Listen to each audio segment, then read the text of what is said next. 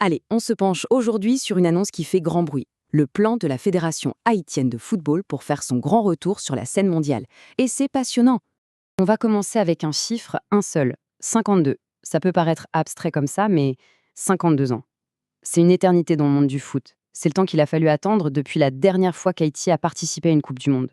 Une très très longue attente qui est peut-être sur le point de se terminer.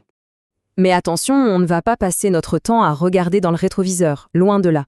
La fédération a surtout parlé d'avenir, et ça commence maintenant, avec une liste de 25 joueurs qui sont sur le pied de guerre pour des matchs amicaux qui s'annoncent très intenses.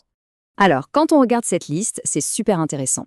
Ce n'est pas juste une suite de noms. Non, c'est une vraie stratégie qui se dessine.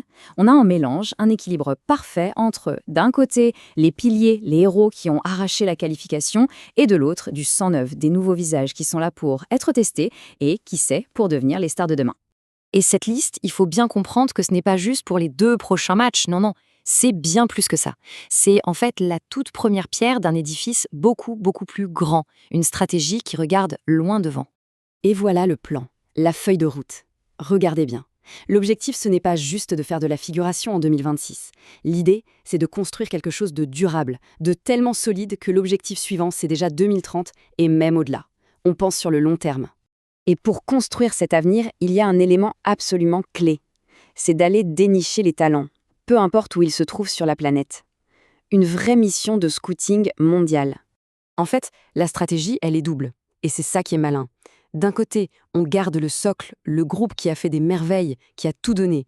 Et de l'autre, on vient greffer de nouveaux talents, des joueurs de très haut niveau pour tout simplement viser plus haut, pour passer un cap.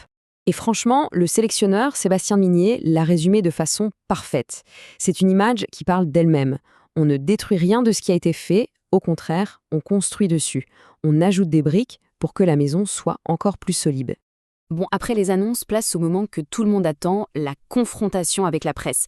Et là, forcément, il y a eu des questions qui piquent un peu, des sujets qui fâchent.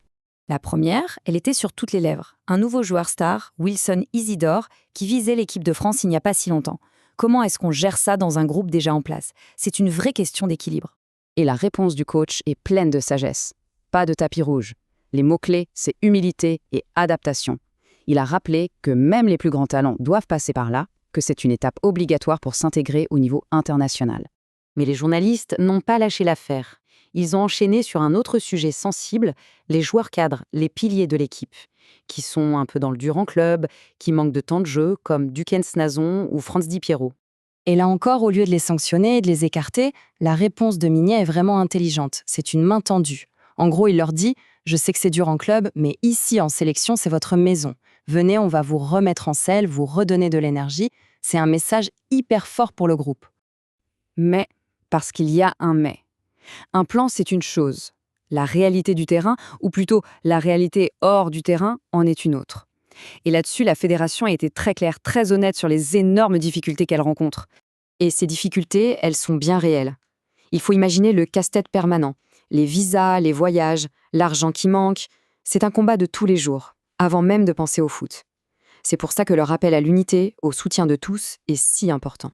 Donc voilà, on a un plan ambitieux, on a des talents qui arrivent, mais on a aussi une montagne d'obstacles. La fédération a tout mis sur la table. Et au final, il ne reste qu'une seule question, la plus importante de toutes, celle qui fait vibrer tout un pays. Est-ce que cette fois, c'est la bonne? Est-ce que ce rêve immense peut enfin devenir une réalité?